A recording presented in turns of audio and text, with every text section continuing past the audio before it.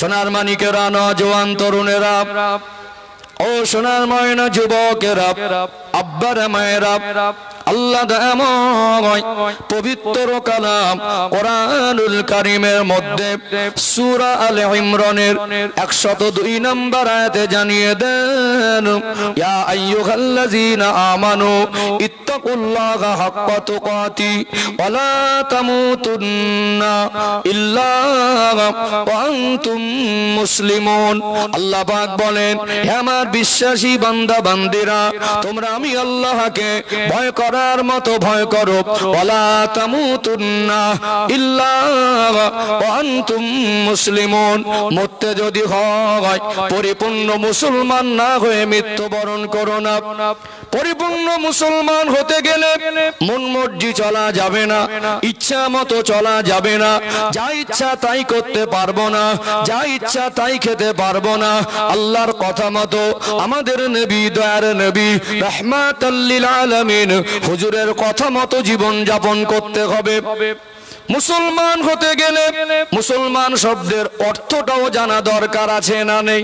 মুসলমান শব্দের একটা অর্থ হলো আত্মসমর্পণকারী। আত্মসমর্পণ মানে নিজের ইচ্ছাকে নিজের মতো করে না চালিয়ে আল্লাহর কাছে আত্মসমর্পণ করে দেওয়া। কি করে দেওয়া? আত্মসমর্পণ। আত্মসমর্পণের একটা চিত্র যদি বলি, একটা মানুষ মনে করুন, উদাহরণটা দিচ্ছি বোঝানোর জন্য, একটা মানুষ মনে করুন রোজা রেখে প্রচন্ড গরমে কষ্টের কাজ করেছে, ক্ষুধার পিপাসা বেশি লাগবে না কম লাগবে? বেশি লাগবে না? ইফতারের সময় তখন 5-7 মিনিট বাকি, সামনে খাবার, ঠান্ডা পানি, নিজের রোজগার করা হালাল টাকার খাবার, হালাল খাদ্য, ফল ফ্রুট, 5 মিনিট বাকি, গালে খাবার উঠবে? কেন উঠবে না? আমার তো খিদে আছে, আমার তো পিপাসা আছে, আমার সামনে তো খাবার আছে, খাবারটা যদিও হালাল, আমি একটা জিনিস অপেক্ষা করছি, আমার রবের যে নির্দিষ্ট হুকুম, যতক্ষণ না ঠিক জায়গায় পৌঁছাচ্ছি ততক্ষণ না খাবারটা। ওখানে আমাদের ইচ্ছাকে কি আমাদের মতো করে ব্যবহার করি? করি না। আমাদের ইচ্ছাকে কন্ট্রোল করি, রবের কাছে আত্মসমর্পণ করেছি, মন চাইলে খেতে পারবো না। যদি আমি এর সীমা লঙ্ঘন করে ফেলি তো রবের কাছে রোজা বলে গণ্য হবে না। এখান থেকে আমাদের শিক্ষা নিতে হবে। শুধু ইফতারি সামনে নিয়ে আত্মসমর্পণ কেন? আমাদের চিন্তায়, আমাদের চেতনায়, আমাদের চলায়, আমাদের বলায়, আমাদের লেবাসে, আমাদের পোশাকে, আমাদের ছাটকাটে, আমাদের আচরণে, আমাদের আখলাকে, আমাদের মনুষ্যত্বে, আমাদের মানবতায়, আমাদের খাওয়ায়, আমাদের ব্যবসায়, আমাদের প্রত্যেকটা পদক্ষেপে আল্লাহ এবং রসুলের দেখিয়ে দেওয়া পথে চলতে হবে। অথচ আমরা শুধু ইফতারি সামনের যে আত্মসমর্পণটা করি, বাকি জায়গায় লাপরোয়া হয়ে যখন যেটা মন চায় তখন সেটা করি। এই আত্মসমর্পণ যতটুকু আমরা করেছি আল্লাহর কাছে তেমন পর্যায়ের মুসলমান। আমার রব আমায় ডেকেছেন, আমার রবের ডাকে হাইয়া আলাস সালাহ চলে যেতে হবে। আমার রসুল এখানে নিষেধবাণী করেছেন, এই পর্যন্ত আমার আর এর সীমা লঙ্ঘন করা যাবে না। মুসলমান তিনি যিনি তার ইচ্ছাকে রবের কাছে বিক্রি করে দেয়। আর একটা কথা বলে দেবো, অসুবিধা হচ্ছে নাকি? একটু রেসপন্স দেবেন, ভালো লাগবে।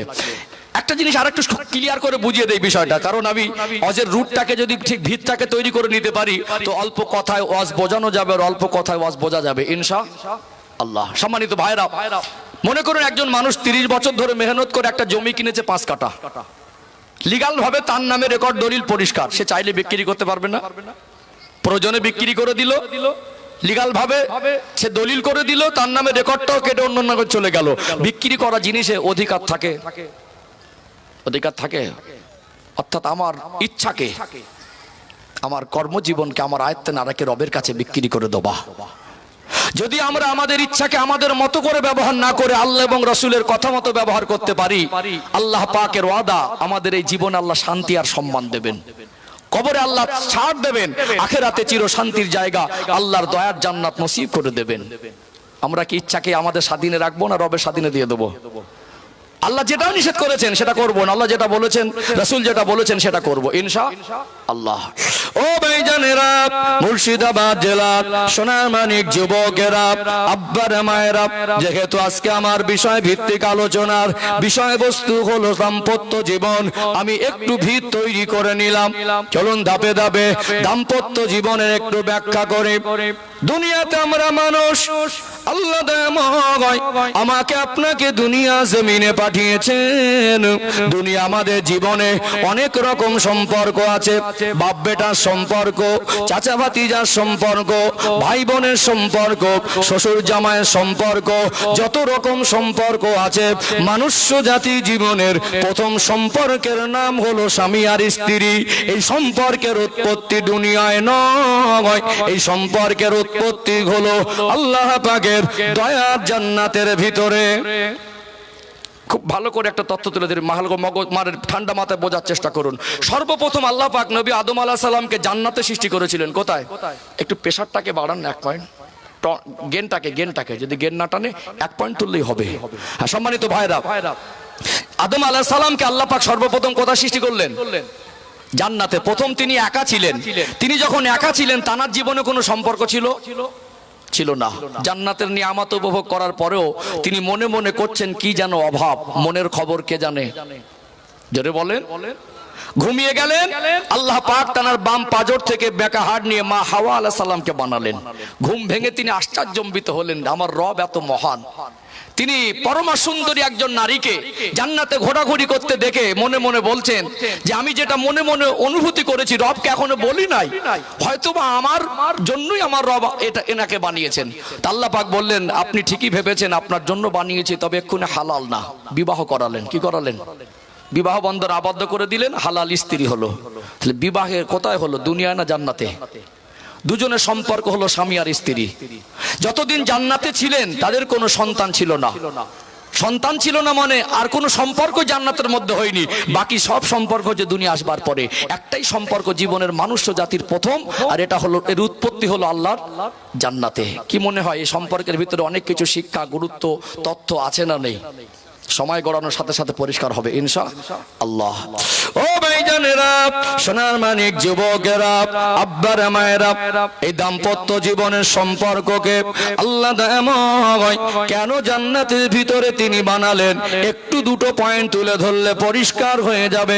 দুনিয়াতে আমরা যারা বাবা আর মা, আমরা যদি মনে করি আমি আমার সন্তানকে এত বেশি ভালোবাসি, দুনিয়ার কোনো বাবা মা এত বেশি ভালোবাসতে পারে না। সন্তানের জন্য যদি সোনার ইট দিয়ে বিল্ডিং বানায়, সন্তানের জন্য যদি পৃথিবীর সব থেকে দামি গাড়ি কিনে দেয়, দামি খাবার আর দামি পোশাক এনে দেয়, আল্লাহ দয়াময় একটা মানুষকে নির্দিষ্ট একটা সময় যৌবন জীবন দেন, সে নারী হোক আর পুরুষ হোক, নির্দিষ্ট সময় আল্লাহ যখন যৌবন জীবন দেবেন, বাবা মা চাইলে তাদের জীবনের সব অভাব পূরণ করতে পারবে না। পারবে কি? সব অভাব পূরণ করতে পারবে না। এটা একটা জীবনের গুরুত্বপূর্ণ একটা সম্পর্ক। এই সম্পর্ক এত গুরুত্বপূর্ণ, মানুষ জাতির জীবনের একটা বৈশিষ্ট্য হলো আল্লাহ একটা নির্দিষ্ট সময় যৌবন দেন। এই যৌবন জীবনের পবিত্রতা যাতে বজায় থাকে, এর একমাত্র সঠিক হালাল পন্থা হলো হালাল ভাবে বিবাহ করা। দাম্পত্য জীবনে আবদ্ধ হলে ছেলেরও তার জীবনের যৌবন জীবনের পবিত্রতা বজায় থাকে, একজন মেয়েরও যৌবন জীবনের পবিত্রতা বজায় থাকে। আর একটা পয়েন্ট তুলে ধরি, আর একটু পরিষ্কার হয়ে যাবে। আল্লাহ এই দাম্পত্য জীবন, বৈবাহিক জীবনের উৎপত্তি কেন জান্নাতে করালেন? এই সম্পর্ক যদি আমার আল্লাহ মানুষ জাতিকে না দিতেন, আমাদের জীবনটা কঠিন আর জটিল হয়ে যেত। যদি বিবাহের সিস্টেম না থাকতো, একবার কি ভেবে দেখেছেন আমার আপনার জীবন কোন জায়গায় পৌঁছে যেত?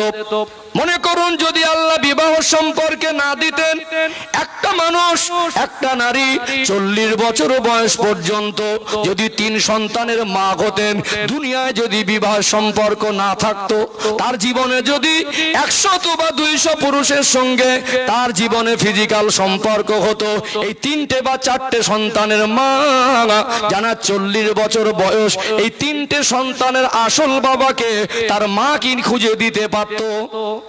পারতো কি? আর সন্তানরা বুঝতে পারতো আমার আসল বাবাকে? পারতো না। আচ্ছা, যদি আল্লাহ সম্পর্ক না দিতেন, আমাদের আসল বাপকে আর কার সম্পদে কে ভাগ বসাবে, এই নির্ধারণ করতে করতে জীবনে অর্ধেকটা সময় মনে কালি হয়ে যেত না? কার বাবাকে কি সমস্যা হতো জানেন? মনে নিজের পিতৃ পরিচয়টুকু পেতাম না। আর একজন এসে দাবি করতো এই লোকটা সম্পদ বেশি, এটা আমার বাবা। আর একজন একটু শক্তিশালী এসে সে দাবি করতো না ওটা তোমার বাবা না এটা আমার বাবা, নিজেদের ভিতরে হানাহানি কাটাকাটি রক্তারক্তি মারামারি হতো না? বাবাকে পেয়েছেন বলে দাদুর পরিচয়টা পেয়েছেন, বাবাকে পেয়েছেন বলে চাচার পরিচয়টা পেয়েছেন, বাবাকে পেয়েছেন বলে মামার পরিচয়টা পেয়েছেন, বাবাকে পেয়েছেন বলে নিজের আপন ভাইয়ের পরিচয় পেয়েছেন, বাবাকে পেয়েছেন বলে নিজের বোনের পরিচয় পেয়েছেন। কখনো যদি বাবাকে না পেতেন আপনার বোনের সঙ্গে আপনার হয়তো একটা আন্তরিক সম্পর্ক হয়ে যেত। কষ্ট পাচ্ছেন নাকি আলোচনায়? আল্লাহর কথাগুলো কত গুরুত্বপূর্ণ। আমার রব এত সম্পর্ক ছিল মানুষের জীবনে, কেন এই সম্পর্কটা আল্লাহ জান্নাত উৎপত্তি করালেন? কি মনে হয় এর ভিতরে গুরুত্বপূর্ণ বিষয় নেই? আছে না? ধৈর্যের একটা ব্যাপার থাকে, বিস্তারিত বলবো না, পাট করে অন্তত প্রত্যেকটা পয়েন্টে দুটো করে পয়েন্ট ব্যাখ্যা করি। আমি আমার বক্তব্য শুরুতে একটা সময় পুরো 2 ঘন্টায় আয়াত বলে বলে ব্যাখ্যা করতাম। আমি ভেবে দেখেছি যারা বোঝা মানুষ তারা মজলিসে খুব একটা থাকে না, অল্প কথা যারা বোঝে। মজলিসে যারা থাকে তারা খুব সহজ সরল মানুষ, তাদের হৃদয়টা অনেক বড় হয়, তারা আল্লাহর কাছে প্রিয় হয়। হয়তো টাকার বলে, ক্ষমতার বলে, নেতৃত্বের বলে, পয়সার বলে, ডিগ্রির বলে, ক্ষমতার বলে মানুষের কাছে প্রভাব বিস্তার করে মনে করে আমি বড়। অনেকে মন থেকে তাকে বড় মানে না, সামনে সালাম আলাইকুম হলে কেউ পিছন থেকে গালাগালি করে। কিন্তু আপনারা যারা বসে আছেন না, নিঃস্বার্থ আল্লাহর জন্য বসেছেন। এখানে বসতে গেলে ইমানি শক্তি লাগে, এখানে বসতে গেলে হৃদয় নবীর মহব্বত লাগে, এখানে বসতে গেলে হৃদয় কোরআনের মহব্বত লাগে, সৌভাগ্য লাগে। কি লাগে? কি লাগে? সৌভাগ্য লাগে না? সম্মানিত ভাইরা, পৃথিবীতে আমরা যারা এখানে এসেছি, আমি এখানে এই মানুষগুলোকে বোঝানোর জন্য আমি আমার নিজের বাস্তবতা থেকে শিখেছি। না শুধু আয়াত বলে কন্টিনিউ মুখস্থ বিদ্যার মতো বলে গেলে হয় না, এদের ভিতর ইসলাম জিনিসটা বোঝাতে গেলে কখনো দৃষ্টান্ত টানতে হবে, কখনো বাস্তবতা উদাহরণ দিতে হবে। আমি বলেই গেলাম কোরআন আয়াত, যদি বুঝতেই না পারে কি কথা মনে বুঝতে পারছেন না? আমি তো শরিয়াতের কথা বলবো, তার বাইরে বলার জন্য আমাকে বসানো হয়নি, আর তার পারমিশন ইসলাম আমাকে দেয় নাই। সময়টুকু তো আমার কাছে আমানত। চলুন আরেকটু আগে বাড়ি ইনশাআল্লাহ। আমি তো গুরুত্বটা বলেছি একটু সম্পর্কের উৎপত্তির। আল্লাহ পাক এই সম্পর্ক নিয়ে আমাদেরকে কি শিক্ষা দিচ্ছেন কোরআন শরীফে একটু জানা দরকার আছে না? হ্যাঁ ও ভাইজানেরা, মুর্শিদাবাদ জেলার সোনার মানিক যুবকেরা, আব্বার মায়েরা, পৃথিবীর মানুষ জাতিকে আল্লাহ কোরআনুল কারীমের মধ্যে এই বৈবাহিক জীবন, দাম্পত্য জীবনের শিক্ষা দিচ্ছেন। গুরুত্ব বোঝাতে গিয়ে আমার আল্লাহ পাক কোরআনুল কারীমের মধ্যে বলেন, হুন্না লিবাসুল লাকুম ওয়া আনতুম লিবাসুল লাহুন। আল্লাহ পাক বলেন স্ত্রীর জন্য স্বামী পোশাকের ন্যায়, আর স্বামীর জন্য স্ত্রী হলো পোশাকের ন্যায়। একবার কি ভেবে দেখেছেন আমার রব কেন পোশাকের সঙ্গে তুলনা করেছেন? 300 টাকা দিয়ে জলঙ্গি বাজারে একটা পোশাক কিনতে পাওয়া যাবে কি যাবে না?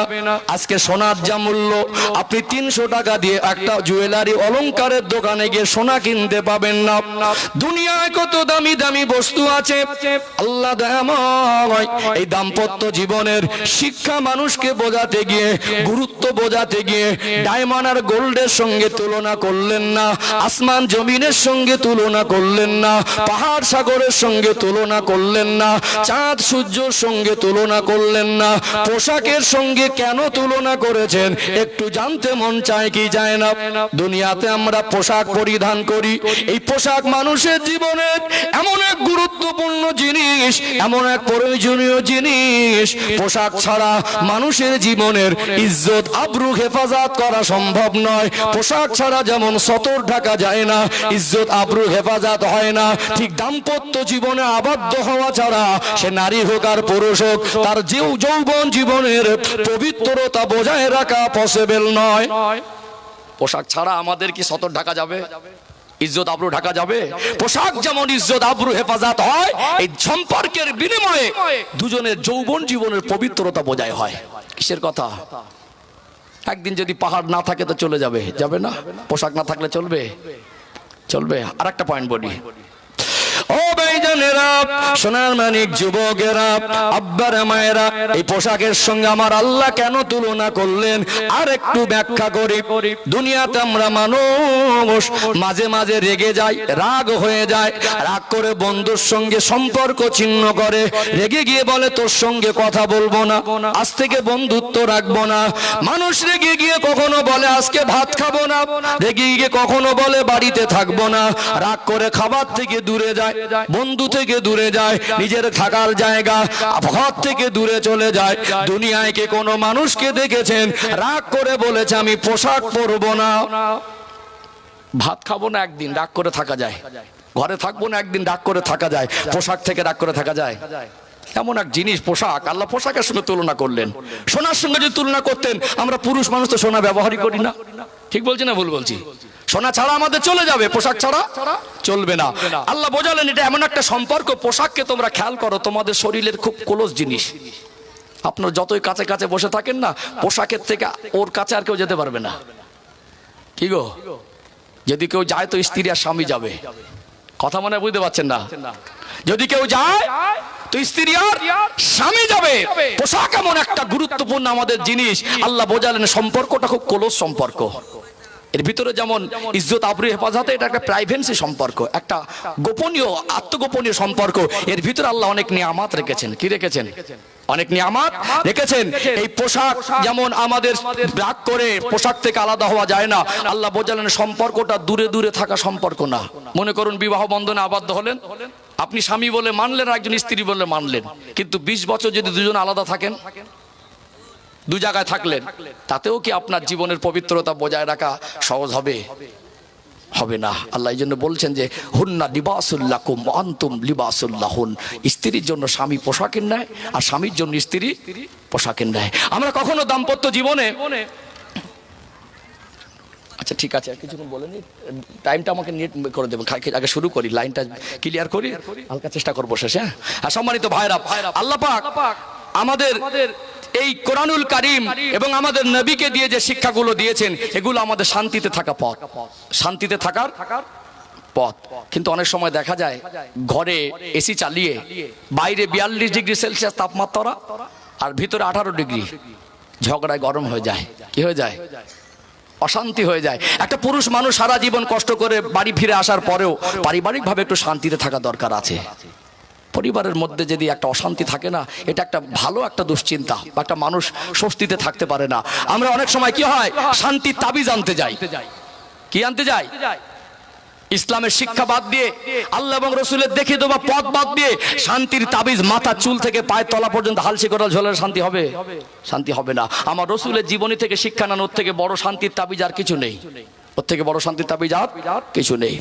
ও ভাইজানেরা, সোনার মানিক যুবকেরা, আব্বারা মায়েরা, কোরআনুল কারীমের 21 নম্বর পারা সূরা আল আহজাবের 21 নম্বর আয়াত, আল্লাহ দয়াময় তিনি জানিয়ে দেন, লাকাদ কানা লাকুম ফি রাসূলিল্লাহি উসওয়াতুন হাসানা। আমার হাবিবের মধ্যে রয়েছে তোমাদের জন্য উত্তম আদর্শ। কোরআনুল কারীমের 28 নম্বর পারায় সূরাতুল হাশরের মধ্যে আল্লাহ পাক জানিয়ে দেন, ওমা আতাকুমুর রাসূলু ফাখুযুহু ওমা নাহাকুম আনহু ফান্তাহু।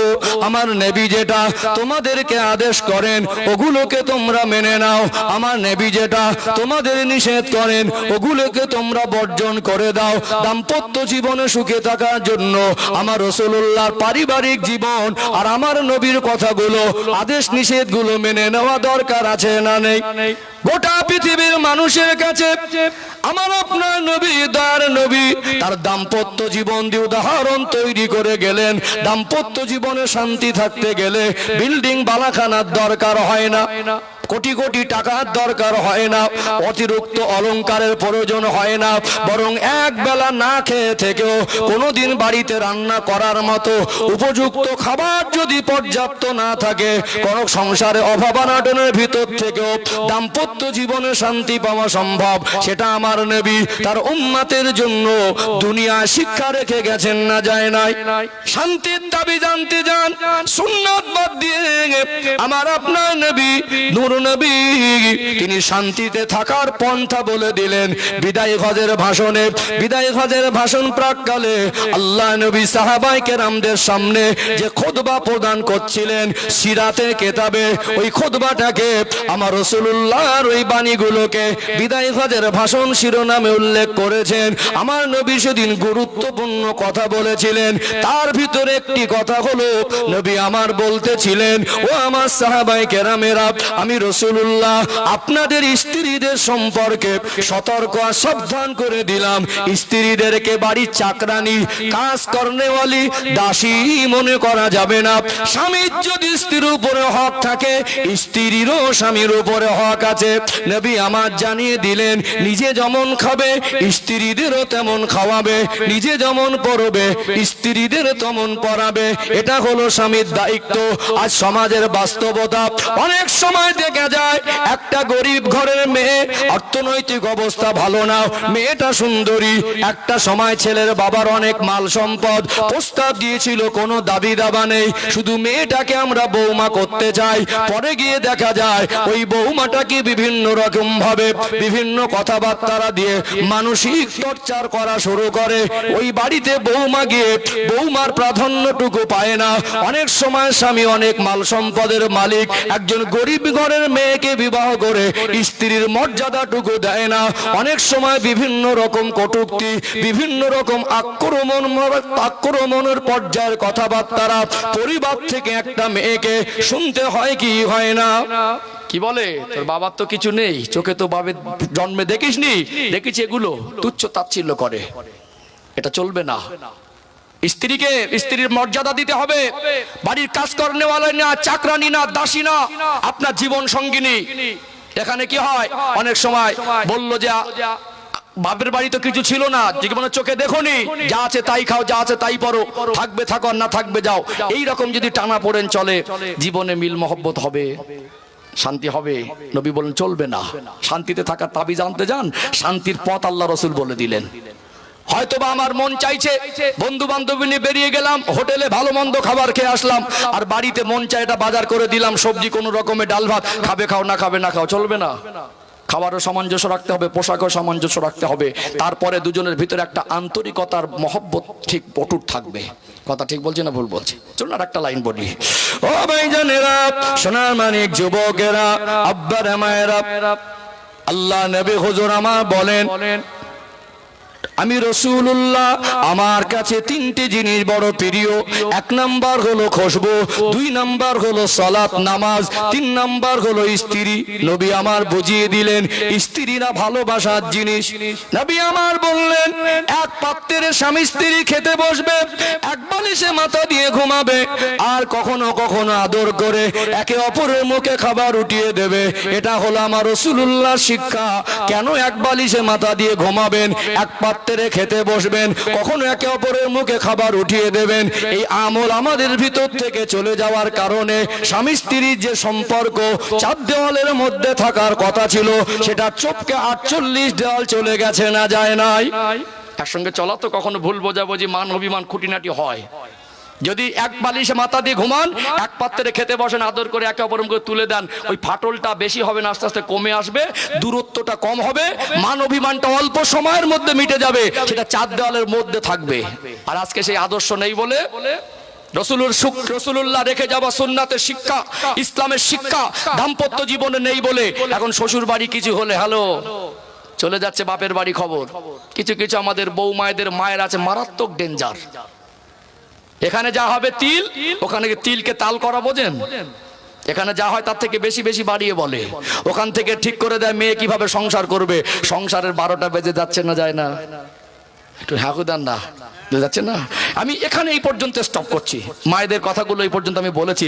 আমরা যারা পুরুষ মানুষ, আমাদের জীবনের বাস্তবতাটা একটু তুলে না ধরলে না বিষয়টা একটু একেবারে পরিষ্কার হবে না। আমি যখন কমপ্লিট দেব বক্তব্যটা একেবারে পরিষ্কার হয়ে যাবে ইনশাআল্লাহ।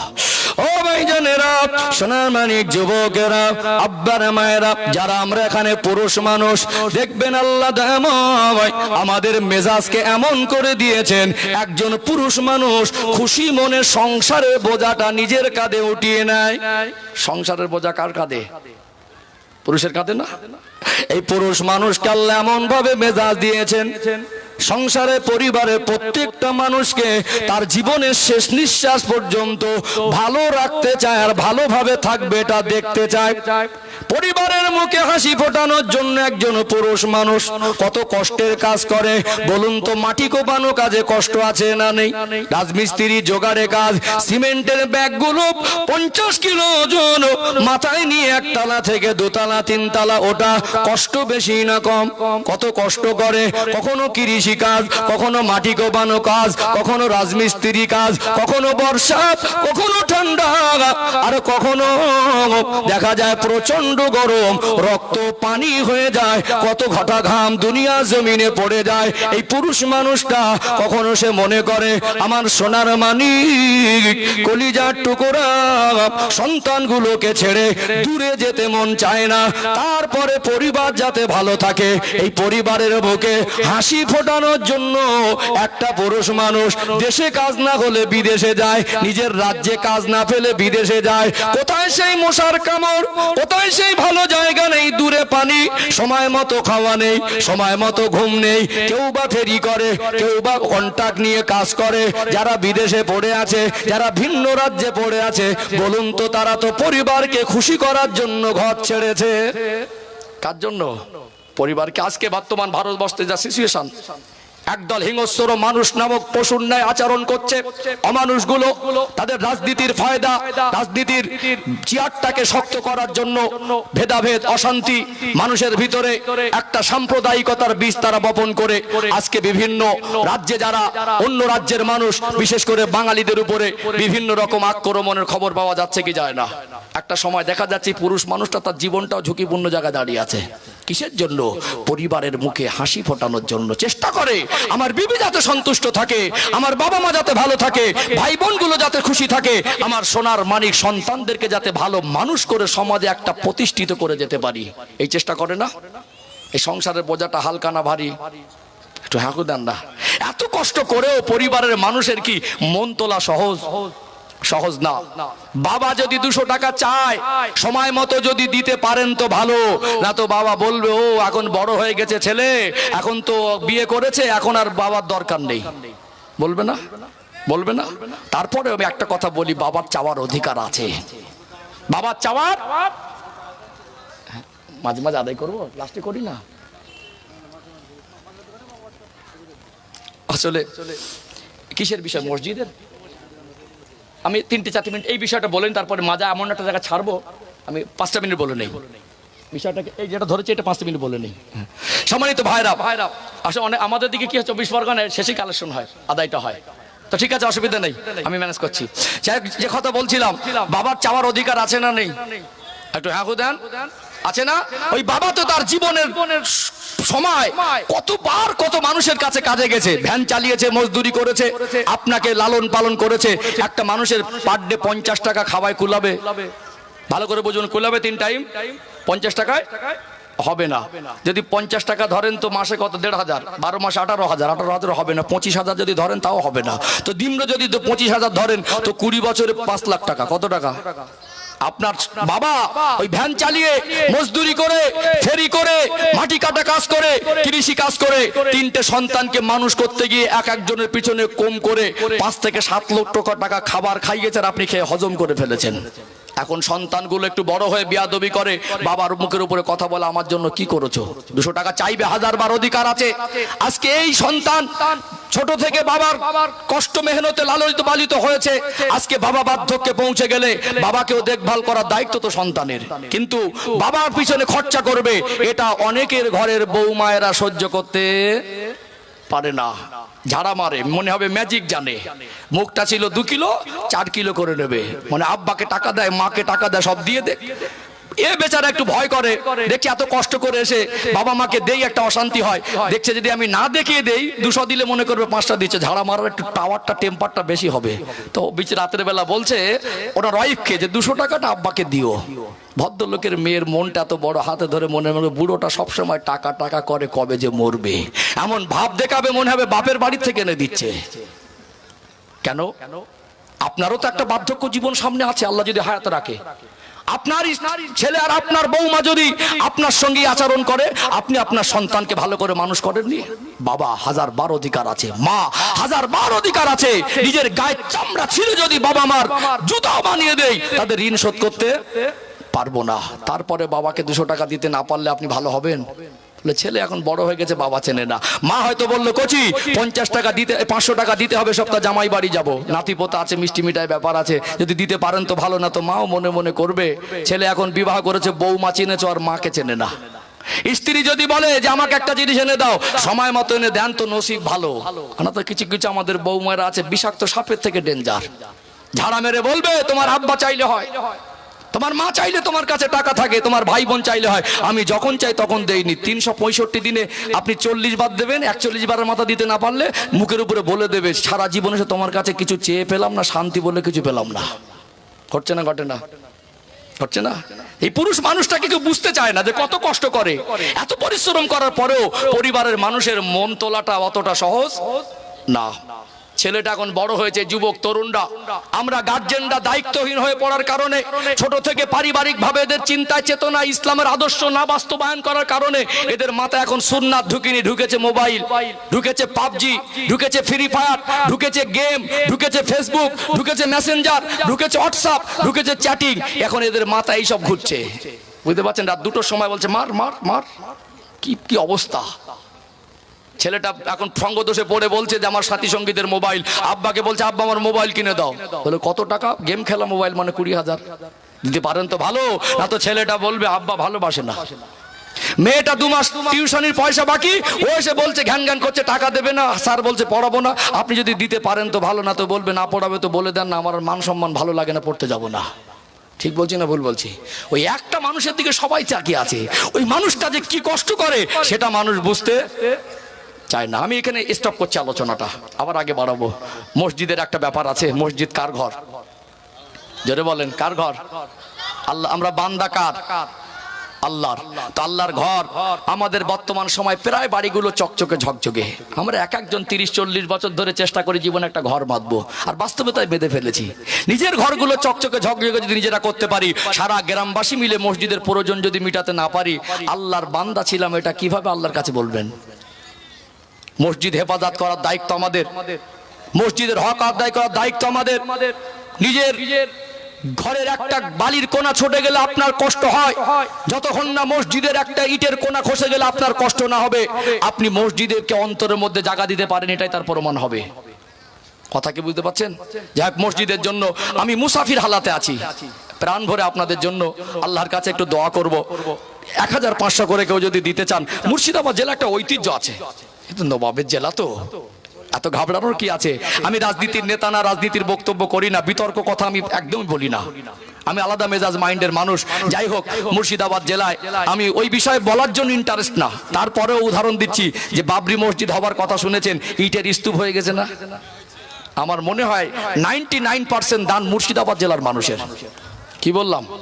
তা আপনারা ওখানে যদি একটা মসজিদ করতে পারেন, নিজের বাবাকে ভাত না দিয়ে শ্বশুর বাড়ি গিয়ে যদি ওখানে বিরিয়ানি করে খেতে দেন, আল্লাহ খুশি হবে? নিজের মসজিদ আগে বাঁচাতে হবে, নিজের গ্রামের মসজিদের হক বেশি। আপনারা ওখানে দেন, আমার আপত্তি নেই, ওখানে দেন, সেটা আপনাদের পার্সোনাল ম্যাটার, ওই বিষয়ে আমার কোনো মন্তব্য নেই, ওই মসজিদ সম্পর্কে আমার কোনো মন্তব্য নেই। আমি এতটুকু বলবো, গ্রামের একটা মসজিদ সবাই মিলে যদি আমরা চেষ্টা করি, কাজ বাকি থাকবে না, হয়ে যাবে, হয়ে যাবে। আমি মুসাফির হালাতে আছি, 10টায় বেরিয়েছি বাড়ির থেকে, আর সন্ধ্যাবেলা আমি পৌঁছেছিলাম মমিনপুর ফুলবাড়িতে, ডোমকল থানা। ওখান থেকে এখানে এসেছি মোটামুটি 35 মিনিটে, 29 কিলোমিটার রাস্তা। এখান থেকে আমি ডাইরেক্ট চলে যাব আগামীকাল কুচবিহার, আমার পার্সোনাল কারে করে। তো আমি মুসাফির হালাতে আছি। রসুল বলেছেন মুসাফিরের দোয়া কবুল হয়। একজন মেয়ে নামে 500 টাকা, আল্লাহ তাআলা দানকে কবুল ও মঞ্জুর করে নেন, জীবনে যেন অর্থের অভাব না হয়। আল্লাহ তাআলা ব্যবসায় কারবারে রুজি রুটিতে বরকত দেন। দুনিয়ার মানুষ রোগে রোগে জর্জরিত, বিমারে অসুস্থতায় জর্জরিত হয়ে আছে, দয়াময় আল্লাহ আপনার ঘরে দিচ্ছেন, জীবনে কঠিন কঠিন রোগ বিমার দেবেন না, ছেলে মেয়ে পরিবার নিয়ে সুখে জীবন কাটাবার মতো তৌফিক দিন, বলুন আমিন। আল্লাহ পাক তার আত্মীয় মাই মুরব্বি যারা কবরে, এ দানকে তাদের জন্য সাদকায়ে জারিয়া হিসাবে কবুল করে নিয়ে তাদের কবরগুলোকে বেহেশতের বাগান করে দিন, বলুন আমিন। মাশাআল্লাহ মাশাআল্লাহ, আমাদের খলিল আব্দুল খলিল সাহেব, উনি 1000 টাকা তাকবীর দেন, লিল্লাহি তাকবীর, লিল্লাহি তাকবীর। মাশাআল্লাহ মাশাআল্লাহ, আমাদের আব্দুল খলিল ভাই 1000 টাকা। আল্লাহ তাআলা নসিবকে খুলে দেন, ছেলে মেয়েদের আল্লাহ স্মৃতি শক্তি বৃদ্ধি করে দেন, ওই পরিবারে রহমত ও বরকত নাজিল করে দেন। রাস্তাঘাটে চলে বিপদ আপদ দেবেন না, আসমানে জমিনে বালা দেবেন না। আল্লাহ জীবনে যেন অর্থের অভাব না হয়, হাসরের ময়দানে আমার আপনার নবী দয়ার নবীর শাফাআত সুপারিশ এইটুকু যেন নসিব হয়ে যায়, বলুন আমিন। মরণের আগে পবিত্র বাইতুল্লাহ কাবা শরীফ মদিনা শরীফ সচক্ষে দেখাবার মতো আল্লাহ নসিব করে দিন, বলুন আমিন। মাশাআল্লাহ মাশাআল্লাহ মাশাআল্লাহ। মায়েদের তো অনেক দান আসে, হ্যাঁ তাড়াতাড়ি মায়েদের থেকে 30 জন 30,000। আমি বেশি কিছু খুলে নাই বা বললাম, আপনার ইশারা বোঝেন। মা তো আবদার বেশি, এখন অশোনার বাকি আছে তো নাকি শেষ করে দেবো? আমি জোর করে শোনানো মানুষ না, যেখানে রেখেছো ওখান থেকে শেষ শুরু করবো ইনশাল্লাহ। কষ্ট দেবো না, বেশি রাতও হবে না। ঘাবড়াচ্ছেন নাকি, ভয় খাচ্ছেন নাকি? হ্যাঁ, আল্লাহর জন্য বসেছি আজকে চটে। কোনোদিন রক্ত যদি প্রয়োজন হয় রক্তও দেবো ইনশা, বলেন ইনশা। যদি কোনোদিন জান প্রয়োজন হয়েছে জানটাও ইনশা আল্লাহ। নারায়ে তাকবীর, নারায়ে তাকবীর। আলহামদুলিল্লাহ, তো নুরানিয়াত পরিবেশ। আলহামদুলিল্লাহ আলহামদুলিল্লাহ। হ্যাঁ, মায়েদের কাছে একজন, মায়েদেরকে দু একজন ভলান্টিয়ার বলে দেন মাইকে। মায়েরা 30 জন 30,000 টাকা দিতে হবে। মা তো আবদার বেশি, আব্বা একটু রাগী, গিয়ে বলেছে 100 টাকা দাও। তো ছেলেটা একটা দাস চোখ দেখিয়েছে, বেরিয়ে পড়েছে। ওই মার কাছে ধরে বলছে মা টাকা লাগবে। মা কি করে? ম্যানেজ করে। তো মা হয়, মার কাছে আবদার বেশি না কম? আসামে একটা মাহফিল করেছিলাম, 7টা না 8টা নাকফুল খুলে দিয়েছিল। হ্যাঁ, আমাদের মায়েদের একটা দিনের প্রতি প্রত্যেকটা মানে ইসলামের ইতিহাস থেকে দেখবেন মায়েদের অবদান একটা আছে, আছে না নেই? মায়েদের অবদান আছে। আমার মায়েদেরকে আমি হৃদয় থেকে দোয়া করি, আল্লাহ তাদের হায়াতে তৈয়বা দান করেন, আল্লাহ তাদেরকে, তাদের পরিবারকে আল্লাহ হেফাজত করেন, তাদের পরিবারের উপর আল্লাহ রহম করেন, মায়েদের সন্তানদেরকে আল্লাহ প্রতিষ্ঠিত করেন। আপনারা মা একটু আল্লাহর রাস্তায় দানের হাতটা বাড়িয়ে দেন, এ দান তোলা থাকবে। হ্যাঁ, কি বললেন? একজন 50 টাকা, একটা বাচ্চা ছেলে 50 টাকা দিলেন।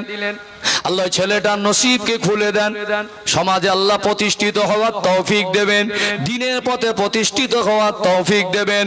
বাকি জীবন যতদিন বাঁচিয়ে রাখেন অর্থের অভাব যেন না হয়, বলুন আমিন। আমাদের হানিফ ভাই, মাশাআল্লাহ, লিল্লাহি তাকবীর। আমাদের সম্মানিত হানিফ ভাই বলুন জিন্দাবাদ। 500 টাকা জোরে বলেন মারহাবা।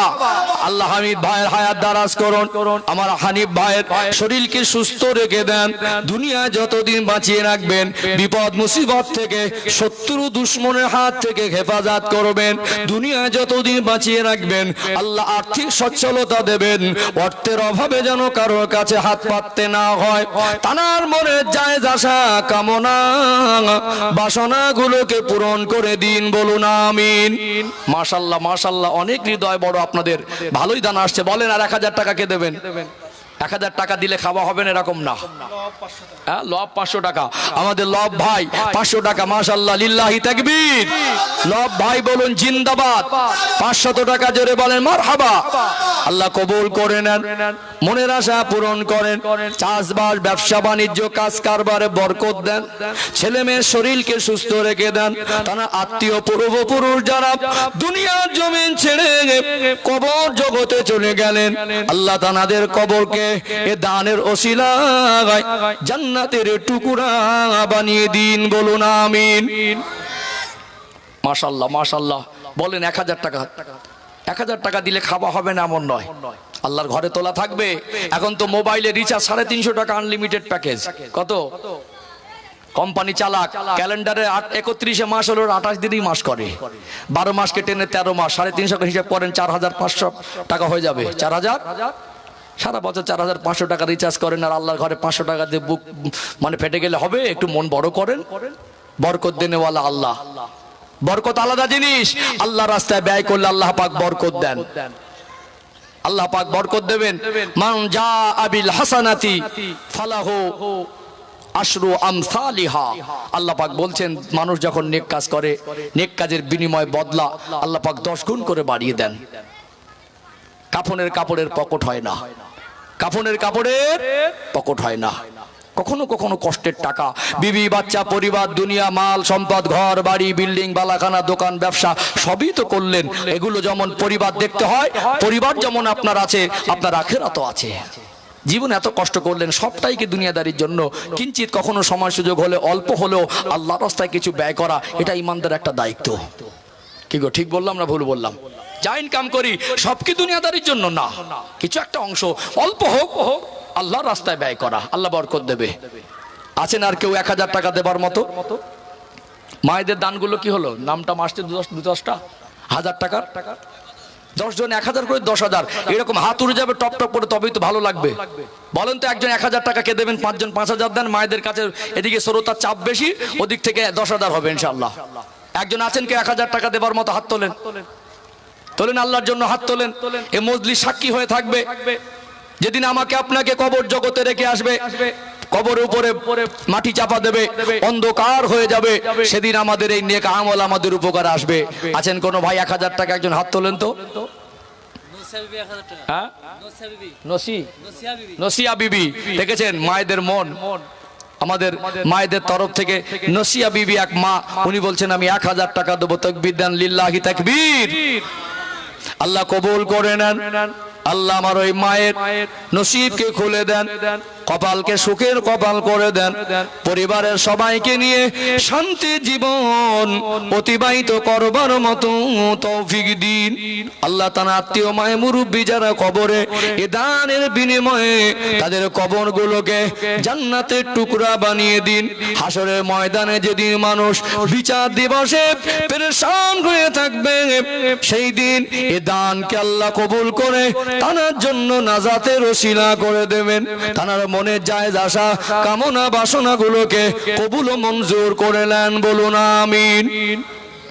বলেন আর 1000 টাকা কে দেবেন? তাড়াতাড়ি, খুব বেশি রাত করব না। বলেন আর 1000 টাকা একটু আগে বাড়াতে হবে। আর কেউ আছেন ডান দিকে ভাইদের মধ্যে 1000 টাকা দেওয়ার মতো? একজন বলেন, ওই 1000 টাকা নিয়ে আবার একটু দান বন্ধ করে আগে বাড়াবো। বলেন 1000 টাকা। মাশাআল্লাহ, আমাদের বাবু, সম্মানিত বাবু, উনি বলছেন আমি 3 বস্তা সিমেন্ট দেবো। তাকবীর দেন, লিল্লাহি তাকবীর। আমাদের সম্মানিত বাবু ভাই 3 ব্যাগ সিমেন্ট দেবেন। আল্লাহ তানার দান কবুল ও মঞ্জুর করে নেন। তানাকে আপনি আর্থিক সচ্ছলতা দেন, জীবনে অভাব অনাটন দেবেন না, বিপদ মুসিবত দেবেন না, পরিবারের সবাইকে নিয়ে শান্তির সঙ্গে জীবন অতিবাহিত করার তৌফিক দিন। লিটন ভাই, মাশাআল্লাহ মাশাআল্লাহ, আমাদের সম্মানিত লিটন ভাই 500 টাকা দিলেন। আল্লাহ কবুল করেন, বলেন আমিন। তার মনের আশাকে আল্লাহ পূরণ করেন। যে নিয়ত করে, যে উদ্দেশ্য করে দিয়েছেন, তার মনের নিয়তকে আল্লাহর শাহী দরবার আল্লাহ কবুল করেন। আল্লাহ তানাকে দিনের পথে প্রতিষ্ঠিত হওয়ার তৌফিক দেন, তানাকে দিনের খাদেম হিসাবে কবুল করেন, তানার আপনি ধনী সম্পদশালী বানিয়ে দেন। মন অনেক বড় উদার। আল্লাহ যারা আজকে দান করছেন, যে যেমন ভাবে দিচ্ছেন, এদের জীবনে যেন অর্থের অভাব না হয়। আল্লাহ এনাদের প্রত্যেককে আপনি দিনদার হিসাবে, দিনের খাদেম হিসাবে কবুল ও মঞ্জুর করে নেন, বলেন আমিন। মায়েদের থেকে আর 2-4 জন 1000 করে বলেন।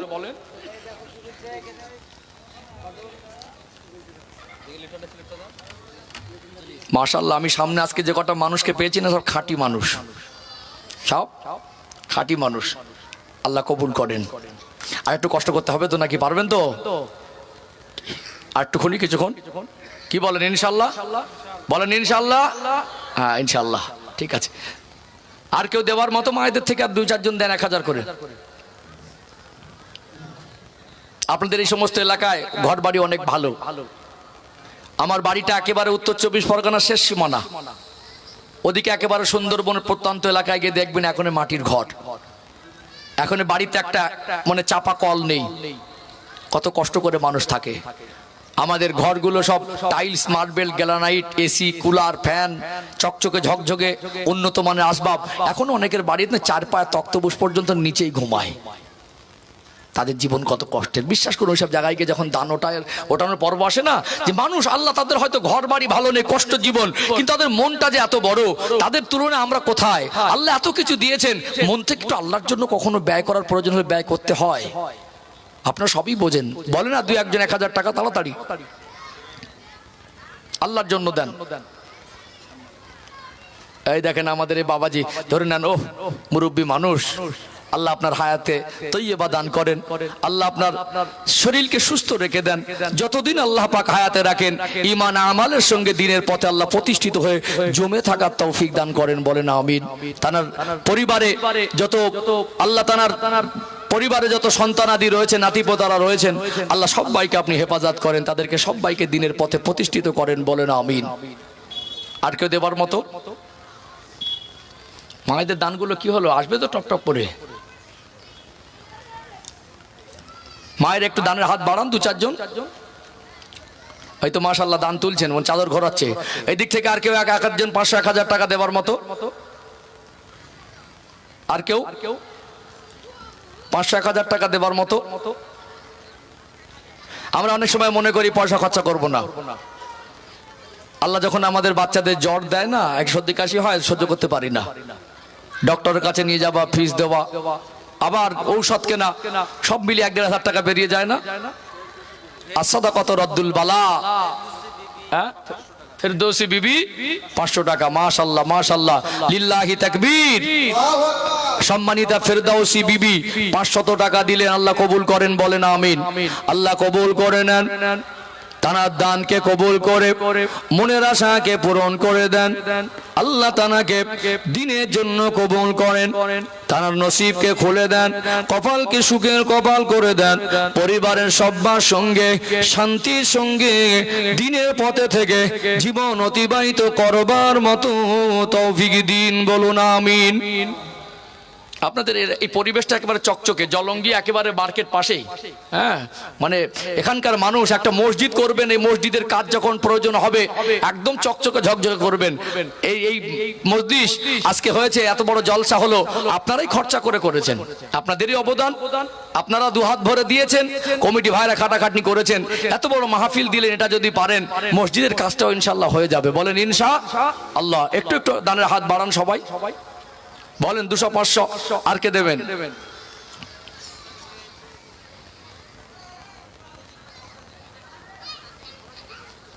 আর কে দেবেন? 200-500। একটু আলোচনা আগে বাড়াই নাকি? সে আলোচনা আর একটু আগে বাড়াই। কোথায় ছেড়েছিলাম মনে আছে? বলেন তো একজন দেখি। সংসারের বোঝা, সংসারের বোঝা হালকা না।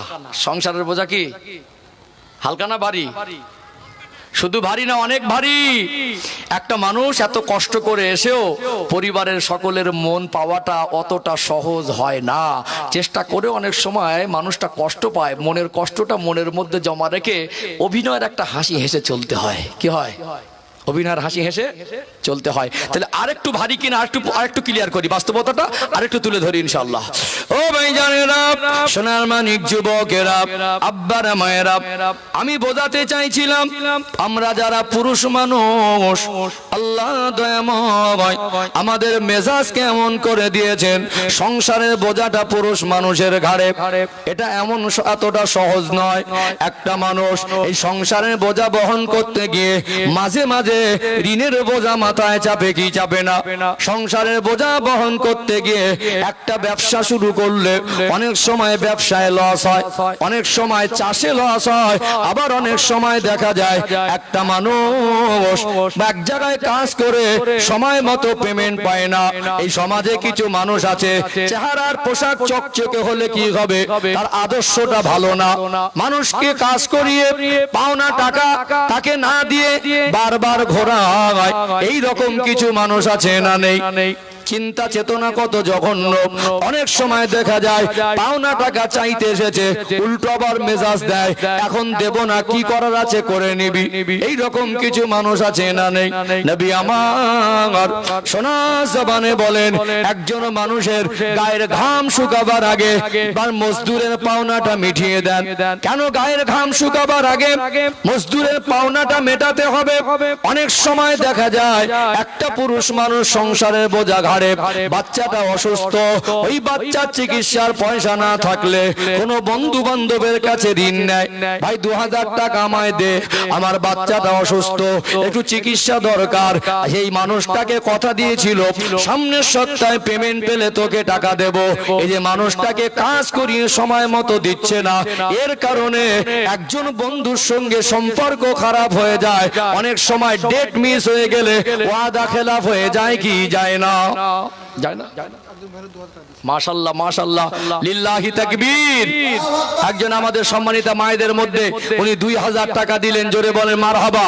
আল্লাহ কবুল করেন, বলেন আমিন। আল্লাহ তার পরিবারে রহম করেন, আল্লাহ শান্তি বর্ষণ করেন, ওই সংসারে আল্লাহ উন্নতি দেন, তার মনের আশাকে পূরণ করে দেন, বলেন আমিন। তাহলে অনেক সময় কি হয়, সময় মতো পেমেন্ট না পেলে অন্যের কাছে ছোট বড় শুনতে হয়, এই সম্মানে আঘাত লাগে না, হৃদয়ে একটা ভালো কষ্ট লাগে, লাগে কি লাগে না?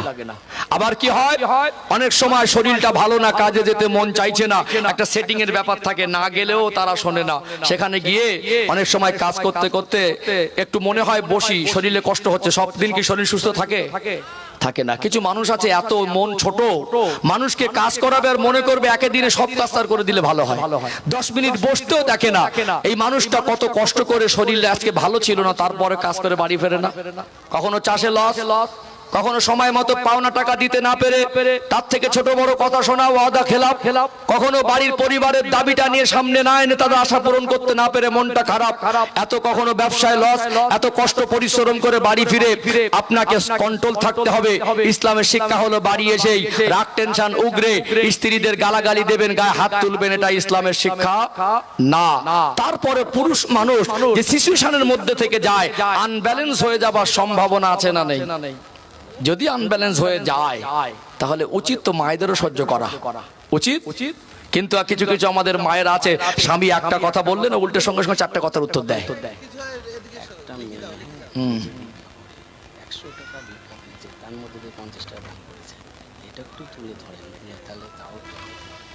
দেখেন একটা জিনিস, এর ভিতরে এমন একজন অসহায় মা আছেন, নিজে স্বাবলম্বী না, নিজে রোজগার করতে পারেন না, ওই পরিবারে রোজগার করার মতো তেমন কেউ নেই, তিনি অন্যের উপরে ভর করে কারোর থেকে সাহায্য নিয়ে তাকে চলতে হয়।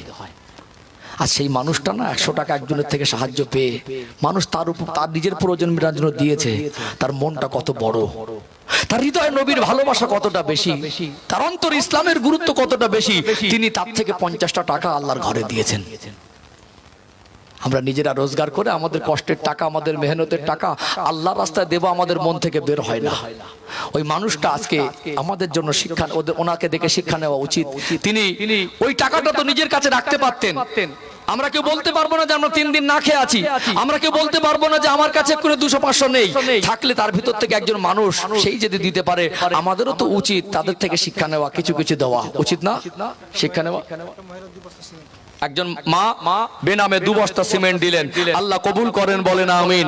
আল্লাহ হায়াত দারাজ করেন, যে নিয়ত করে দিয়েছেন মনের নিয়তকে আল্লাহ পূরণ করেন, বলেন আমিন। সম্মানিত ভাইরা, যে কথা বলছিলাম, তাহলে স্বামী কষ্ট করে বাড়ি এসে, স্বামী রুচির বাড়িতে এসে টেনশন হলো, স্ত্রীর উপরে গালাগালি আর মারামারি করা যাবে না। যদিও আনব্যালেন্স হয়ে যায় তো স্ত্রীর সহ্য করা উচিত, কিন্তু আমাদের ঘরে কিছু মায়েরা অভ্যাস হলে একটা কথা বললে মুখের উপরে 4টে কথা বলে আর তর্ক করে, মুখে মুখে কথায় কথায় তর্ক করা আছে না নেই? আর শ্বশুর বাড়িতে কি হয়েছে, শ্বশুর কি বলেছে, শাশুড়ি কি বলেছে, দেওর কি বলেছে, যা কি বলেছে, এগুলো সব রেকর্ডিং করে রাখে। স্বামী কষ্ট করে বাড়ি আসলে ক্যাসেট চালু করে। অভিযোগ থাকলে অবশ্যই বলবেন, সেটা স্বামী যখন ভালোভাবে ঠান্ডা মাথায় থাকবে তখন অভিযোগ করবেন। কিন্তু কষ্ট করে বাড়ি এসেছে, গেঞ্জি নিংড়ালে ঘাম বের হবে, হাজারো টেনশনের বোঝা নিয়ে বাড়ি এসেছে, ওই সময় তো একটু ভালো ব্যবহার করা, ওই সময় তো কিঞ্চিত একটু সেবা খেদমত করা। একজন মা যদি চায় তো স্বামীকে সান্ত্বনা দিতে পারে। কথা ঠিক বলছি না ভুল বলছি? এখানে আমার রাসূলের জীবনী থেকে রাসূলুল্লাহর পারিবারিক জীবনের একটা শিক্ষামূলক দৃষ্টান্ত তুলে ধরি ইনশাআল্লাহ। ও ভাইজানেরা, মুর্শিদাবাদ জেলার সোনার মানিক যুবকেরা, আব্বারা মায়েরা, আল্লাহ দয়াময় আমার আপনার নবী দয়ার মায়া নবীকে 40 বছর বয়সে নবুয়ত দিলেন। নবী আমার কলেমার বাণী প্রচার শুরু করলেন। আল্লাহ দেওয়া মহান দায়িত্ব, দিন প্রচার শুরু করার পর থেকে আমার নবীর দুশমন বেড়েছিল না কমেছিল? দুশমন তৈরি হয়ে গেল। আমার নবীকে মাজনুন বলেছে, আমার নবীকে মক্কার কাফেররা পাগল বলেছে, আমার নবীকে আবতার বলেছে, নির্বংশ বলেছে, আমার নবীকে সাহির জাদুকর বলেছে। আল্লাহ নবীকে কত অপমানমূলক কথা বলতেন।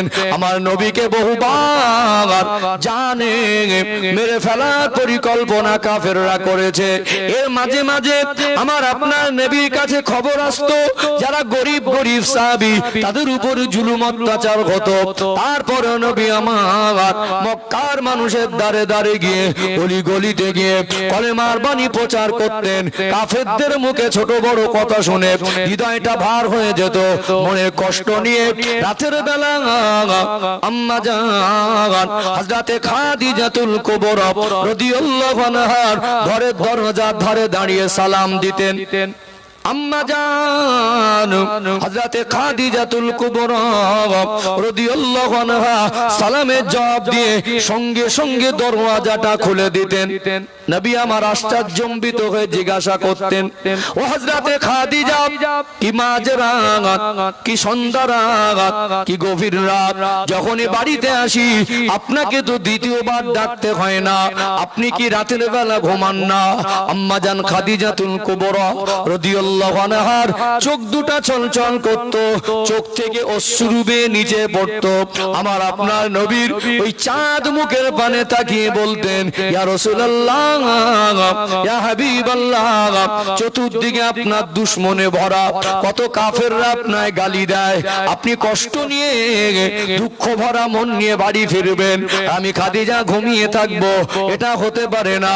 আমার মনে হয় আপনি যখন আসতে দেরি করেন, আমার ক্ষুধা লাগলে খেতে বসে আপনার কথা মনে পড়ি, আল্লাহর প্রিয় হাবিব এখনো খায় নাই, আমি ঘুমাতে গেলে আপনার কথা মনে পড়ে, আল্লাহর প্রিয় হাবিব এখনো ঘরে ফেরে নাই, আপনার জন্য দাঁড়িয়ে দাঁড়িয়ে অপেক্ষা করে। আল্লাহ নবী আম্মা জানের কথা শুনে ঘরে প্রবেশ করলে আল্লাহ নবীকে একটু খেদমাতে পানি পান করাতেন, একটু পানি পেশ করতেন, একটু ভালো মন্দ কথা বলতেন। আল্লাহ নবীর সঙ্গে একটু সান্ত্বনামূলক কথা বলে নবীকে সান্ত্বনা দিতেন। নবী আমার আম্মা জানের কাছে গিয়ে এমন এক মধুর ব্যবহার পেতেন, সারা দিনের জমা কষ্টটা মানসিক ভাবে হালকা হয়ে যেতেন। একজন পুরুষ মানুষ কষ্ট পরিশ্রম করে পেটে ক্ষুধা, শরীরে ক্লান্তি নিয়ে হাজারো টেনশন নিয়ে বাড়ি ফিরলে মায়েদের তো উচিত ওই সময় স্বামীর সঙ্গে একটু ভালো ব্যবহার করা উচিত না? আগের দিনে ছিল তখন এই এসি কুলার ছিল না, হাত পাকা কি ছিল, হাত পাকা। স্বামী কষ্ট করে বাড়িতে আসলে একটা ভয় কাজ করতে, সে যদি এক ডাকে না পায় একটু এক গ্লাস পানি ধরতেন, পানি পান করো, একটু পাকার হাওয়া করতেন। মনটা খারাপ দেখলে জিজ্ঞাসা করতো, এত মন খারাপ করছো কেন? আল্লাহ চায় তো ঠিক হয়ে যাবে। এটা একটা সান্ত্বনা। এই ব্যবহার যদি করতো তাহলে স্বামী উল্টে গালাগালি আর মারামারি করতে পারতো না। এখন সব মোবাইলের পাগল। বিবাহের আগে জিজ্ঞাসা করেছিল, কোরআন শরীফ কবার পড়তে খতম করেছো? তখন বলেছে 3 বার খতম হয়ে গেছে। 3 বছর বিবাহ হয়েছে, 3 পারা পড়িনি। অথচ মোবাইলে সিরিয়াল নাটক খতম হয়। স্বামী এসে বললো, পানি দাও গো, পানি দাও। বলছো সব সময় হুকুম করো, পানিটা নিয়ে পর্যন্ত খেতে পারো না, একটা ঝাড়া মেরে দিল। কখনো পাশের বাড়ি যায় সঙ্গে গল্প, আর হুজুরের কাছে যাচ্ছে, হুজুর আমার স্বামী ভালোবাসে না, তাবিজ দেন তো। মায়েদের উচিত তার সাজসজ্জা, তার চেহারা সৌন্দর্য স্বামীর জন্য প্রকাশ করা। বাইরে যখন যাবে পর্দা পর্দা যাওয়া। মনে করুন এখন সব মায়েরা তো ফ্যাশন আর মডার্ন নিজেরা কেনাকাটা করতে যায়। বাজারে ঈদের সময় ভিড় বেশি, সুন্দর করে সাজসজ্জা করে দোকানদারে গিয়ে, দোকানে আরো 10-5টা খরিদ্দার আছে, এত ভদ্রভাবে স্টাইল মেরে কথা বলছে, দোকানদার মনে করছে সম্ভ্রান্ত পরিবারের মেয়ে, খুব বংশীয় ঘরের মেয়ে, খুব ভালো। পাশ থেকে 2-1 পুরুষ মানুষ মনে করছে যে আমাদের স্ত্রীদের জ্বালা জর্জরিত, মেয়েটা মনে হয় খুব ভালো, যাকে মানে মেয়েটাকে যে বিবাহ করেছে অনেক ভালো আছে, ওটা তো বাইরের রূপ। আমাদের মায়েরা স্বামী যখন বাড়ি আসে, গায়ে শরীর থেকে ঘামের দুর্গন্ধ, ছেঁড়া ওই রংচটা জামা আর মুখটা 4 কিলো ভার করে নিয়ে আর পরিবার অভিযোগের ক্যাসেট নিয়ে যদি স্বামীর সামনে যায়, তাবিজের হালসি মাথায় বেঁধে শান্তি হবে? কথা কি বুঝতে পারছেন? আল্লাহ রাসূল সাল্লাল্লাহু আলাইহি সাল্লামের দাম্পত্য জীবনের শিক্ষা, পারিবারিক জীবনের শিক্ষা, সুন্নাতের শিক্ষা আমাদের জীবনে বাস্তবায়ন যদি হয়, বিশ্বাস করুন কুড়ে ঘরে তালপাতার ছাউনির নিচেও সংসারে শান্তি পাওয়া সম্ভব। এই জন্য আমার আল্লাহ কোরআনুল কারীমে সূরা আল আহজাবের 21 নম্বর আয়াতে বলছেন, লাকাদ কানা লাকুম ফি রাসূলিল্লাহি উসওয়াতুন হাসানা, আমার হাবিবের মধ্যে রয়েছে তোমাদের জন্য উত্তম আদর্শ। আমার মায়েদেরকে আমি বলি, আপনার আমার মা, বিশ্বাস করুন আঘাত দেবো আমার যারা উদ্দেশ্য নয়, আঘাত দিয়ে কথা বলে আমি অভ্যস্ত নয়। আমি আপনাদেরকে বিনীতভাবে অনুরোধ করছি, সংসারে শান্তি ফিরে আসবে, তাবিজ খানায় যেতে হবে না। আপনার এই স্বামীর কাছে একজন ভালোবাসার প্রিয়তমা স্ত্রী হতে পারবেন। এখানে বসে আপনি শিক্ষা নেন, স্বামীর কখনো কখনো যদি ব্যতিক্রম ভাবে আনব্যালেন্স হয়ে গিয়ে যদি রেগে যায়, তো রাগ হজম করবেন আর মুখে মুখে তর্ক করা ছেড়ে দেবেন, সংসারে শান্তি অটোমেটিক ফিরে আসবে। আছে না কিছু কিছু মানুষ তর্ক করে, তর্ক করলে এসি চালিয়েও কিন্তু শান্তি নেই। একটা পুরুষ মানুষকে বুঝতে হয়, পুরুষ মানুষকে যে আমার স্বামীটা কি সিচুয়েশনের মধ্যে থেকে যাচ্ছে। এখানে আমি একটা কোরআন শরীফ থেকে সূরা তুলে ধরি, তাহলে ছোট্ট একটি সূরার ব্যাখ্যা করি, এর ভিতরে আমাদের শিক্ষাটা আরেকটু পরিষ্কার হয়ে যাবে। আলোচনা বুঝতে পারছেন তো? আমি কিন্তু রুটের মধ্যেই আছি, ইনশাআল্লাহ এখন রুট ক্রস করিনি। ও ভাইজানেরা, সোনার মানিক যুবকেরা, আব্বার মায়েরা, কোরআনুল কারীমের 30 নম্বর পারায় সূরাতুল আসর বলে একটি সূরা আছে, ছোট্ট একটি সূরা, মাত্র 2 লাইন। আল্লাহ দয়াময় সূরাতুল আসরের মধ্যে জানিয়ে দেন, ওয়াল আসরি ইন্নাল ইনসানা লাফি খুসর ইল্লাল্লাযীনা আমানু ওয়া আমিলুস সালিহাত ওয়া তাওয়াসাউ বিল হাক্কি ওয়া তাওয়াসাউ বিস সবর। আল্লাহ পাক বলেন আল আসর, সময়ের কসম। তাফসীর ইবনে কাসিরের মধ্যে এসেছে, আল্লাহ দয়াময় আসরের সময়ের কসম করে বলছেন, ইন্নাল ইনসানা লাফি খুসর, নিশ্চয়ই মানুষ মাত্র ক্ষতিগ্রস্ত, ইল্লাল্লাযীনা আমানু, তারা ব্যতীত যারা ঈমান এনেছেন, ওয়া আমিলুস সালিহাত, এবং নেক কাজ করেন, ওয়া তাওয়াসাউ বিল হাক্কি ওয়া তাওয়াসাউ বিস সবর, এবং একে অপরের হক এবং সবরের তাগিদ করে। একটু সহজ ভাবে যদি বলি, সূরাতুল আসরের মধ্যে আমার আল্লাহ কসম করে বলছেন, একজন মানুষ যদি 4টে কাজ না করে, ওই মানুষটা ধ্বংস হবে। এই 4টে কাজের মধ্যে 1 নাম্বার ঈমান আনা, 2 নাম্বার নেক কাজ করা, 3 নাম্বার হক বা সত্যের তাগিদ করা, 4 নাম্বার সবরের তাগিদ করা। এই সবর জিনিসটা আমাদের ভিতরে থাকা দরকার। দুনিয়াতে আল্লাহ